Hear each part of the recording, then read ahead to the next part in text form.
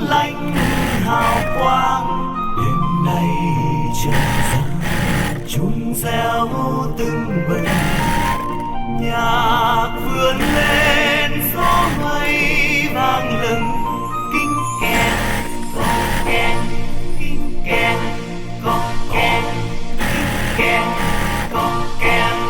Hân hoan theo âm thanh, thiên thần đang bay đi chúc mừng. Hân hoan theo âm thanh, thiên thần đang bay đi chúc mừng. Sáng xanh thiên chúa trên trời, bình an dưới thế cho người lòng ngay, cho người lòng ngay. Vui lên theo âm thanh, vui lên ta tha hồn bay, bay tới Bethlehem cùng với các thiên thần sang lang.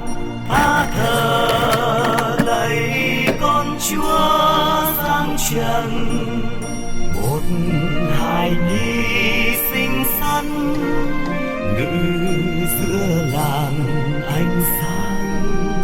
Một hài nhi yêu đương giữa sóng nhạc du dương.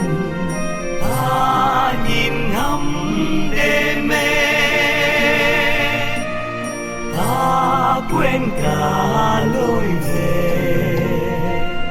Đêm nay tầng xanh vương hướng dịu dàng, ngàn tình tu lấp lánh hào quang. Đêm nay trần gian chuông reo tưng bừng, nhạc vươn lên gió mây vang lừng.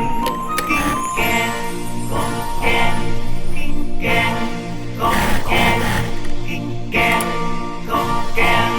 Hân hoan theo âm thanh, thiên thần đang bay đi chúc mừng. Hân hoan theo âm thanh, thiên thần đang bay đi chúc mừng. Sáng xanh thiên chúa trên trời, bình an dưới thế cho người lòng ngay, cho người lòng ngay.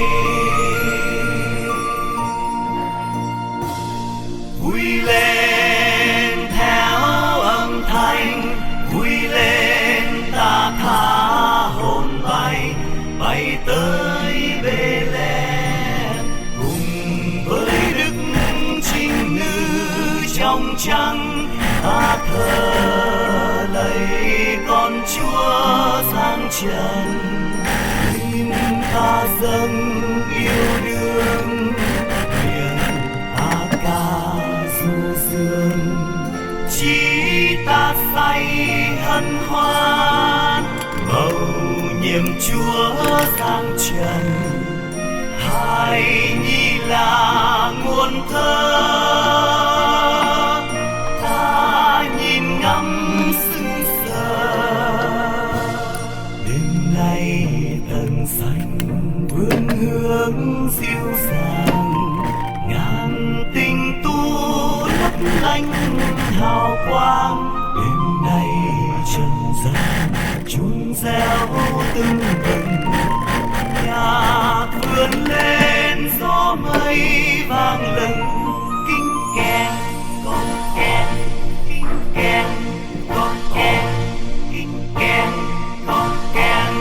Hân hoan theo âm thanh, thiên thần đang bay đi chúc mừng. Hân hoan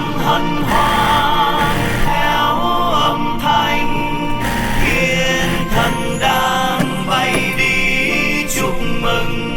Sáng xanh thiên chúa trên trời, bình an